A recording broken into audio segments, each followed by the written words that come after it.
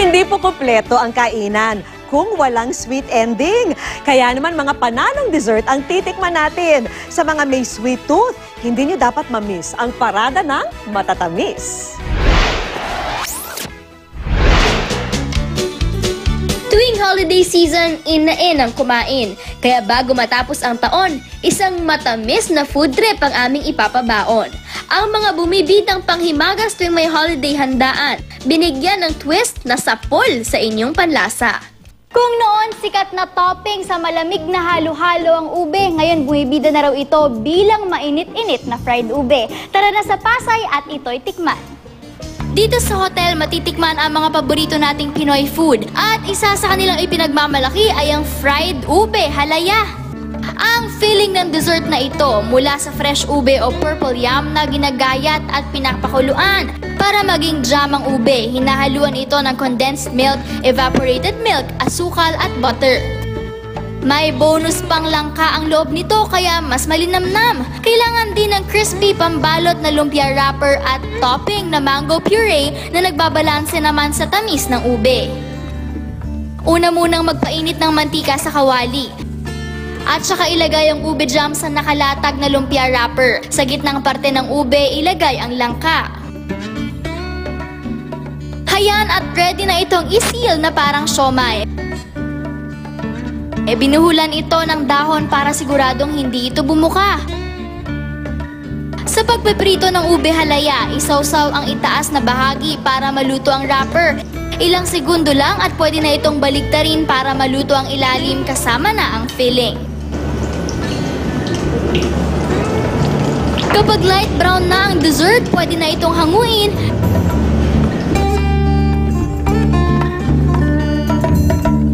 Remember to serve while hot.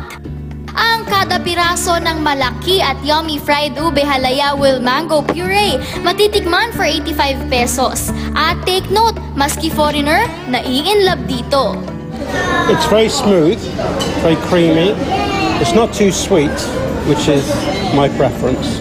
And I think the presentation is excellent. Agree naman ako dyan. Masarap naman siya, creamy. Kung merong ube, aba, dapat meron ding leche flan. In sa atin ngayon ang mga food in a jar. Pero itong nadiskubre namin, hindi cake, kundi flavored leche flan ang laman. Wow!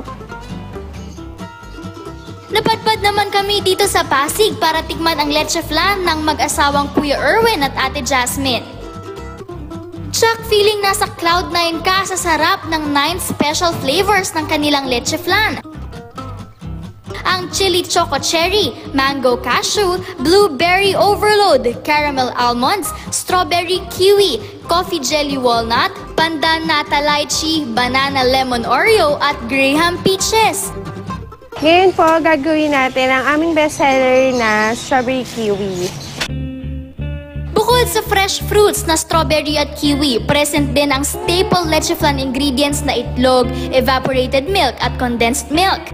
Imbes naman sa vanilla syrup, strawberry syrup ang ginamit nila for flavoring. Unang kunin ang pula ng itlog tsaka ito haluan ng condensed milk. Ihalo naman ang evaporated milk. Ang strawberry syrup naman ang magbibigay ng red color nito. Pwede na itong salain sa lampin para maging pino ang leche flan. Isali na ito sa jar at steam.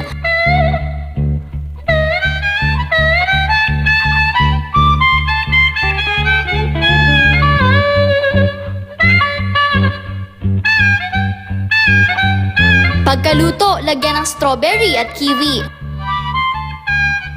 Nilagyan ito ng gelatin sa ibabaw para ma-preserve naturally ang prutas. At pwede na itong palamigin.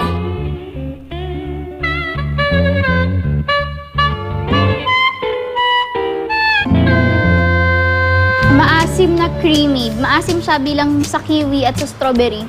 Pero kapag natikman mo yung mismong leche flan, doon mo na matitikman yung tamis at pagka-creamy ng leche flan. Tsaka, kahit doon sa leche flan lang, may something na unusual.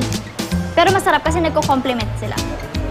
Mula 140 hanggang 170 pesos ang presyo ng kada isang leche flan jar.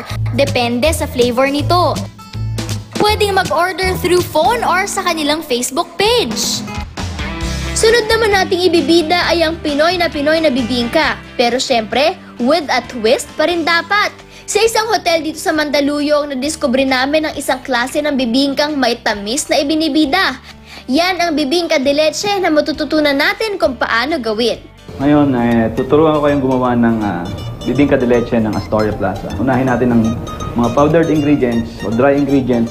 We have cake flour. Unahin natin yung cake flour. Glutinous rice flour. Sugar and baking powder. Incorporate natin siya to make sure na magkakasama lahat ng powdered ingredients. Pagkatapos nito, ilalagay natin ang vanilla essence, yung ating corn oil, then the egg.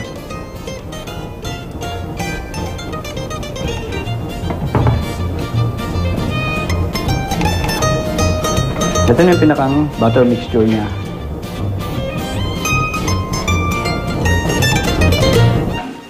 Matapos gawin ng batter, ilalagay ang malalaking chunks ng leche flan sa loob nito at ibibake sa loob ng 40 minuto. At matapos maluto ang cake ng bibingka, heto na masayang eksena, ang paglalagay ng sandamakmak na toppings. Unang ipapahid ang mouth-watering na yema sauce, tsaka isusunod ang grated cheese, niyog at ang special muscovado sugar. Ang bibingka de leche mabibili sa halagang 125 pesos. Sulit na para sa isang matamis at nakakabusog na merienda. Last but not the least, itong winner ding panghimagas tuwing Kapaskuhan, ang ensaymada. Dito sa hotel na ito, makakatikim tayo ng kakaibang ensaymada dahil ang nakasanayan natin na vanilla flavor nag-transform daw sa ube. Tara! Pagkapasok mo pa lang sa loob, makikita na sa lobby area ang mga ube ensaymada.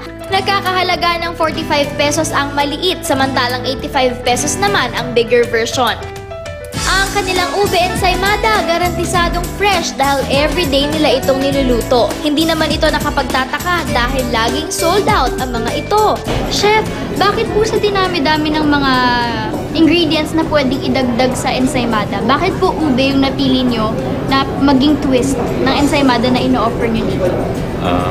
Basically kasi it's very Filipino and Manila Hotel also wants us to showcase other Filipino products. Dahil latest hobby ko ang baking, talaga namang excited ako matutunan kung paano ito gawin. Ayan, ngayon tuturuan tayo ni Chef Ed kung paano gumawa ng ube ensaymada. Unang inilagay ni Chef sa mixing bowl ang sugar, butter at powdered milk. Kapag tinunaw na ito, inilagay na ang harina, asin, yeast na pampalasa ng tinapay, itlog at tubig. Saka ito muling hinalo. Idinagdag ang food coloring para magkulay ube ang dough. Ayan, medyo kumukulay na yung color natin dun sa mixture. Medyo nagiging violet na siya. Ang bango. Wala bang halaya yan, ha? Pagkahalo, i-rest ang dough for 15 to 30 minutes at pwede na itong hiwain.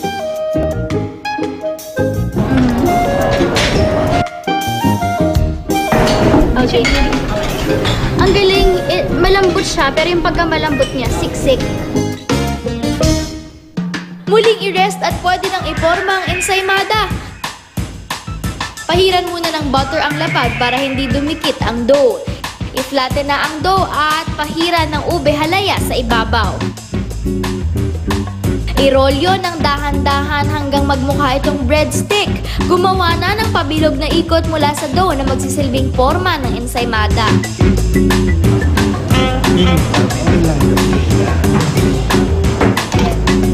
Okay na po ito, Chef.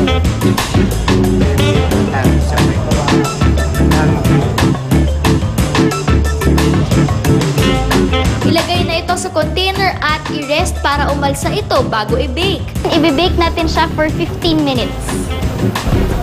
Mabigat siya in fairness, ha? Pagluto na ang tinapay, ilagay na ang toppings. Unang pahira ng ibabaw ng tinapay ng ube-flavored icing. Tsaka budbura ng cheddar cheese at kaunting powdered sugar. Actually ako, since nagsistart ako mag-bake at isa sa mga pinaplano ko ang makapag-bake ng ensaymada. So ito na siya. Kumusta kaya ang lasa ng gawa namin? Masarap siya, yung tinapay niya, siksik, tsaka hindi puro hangin. Siyak na memorable ang holiday natin sa mga nakakakilig na dessert na ito. Pampa-good vibes sa pagsalubong natin sa bagong taon.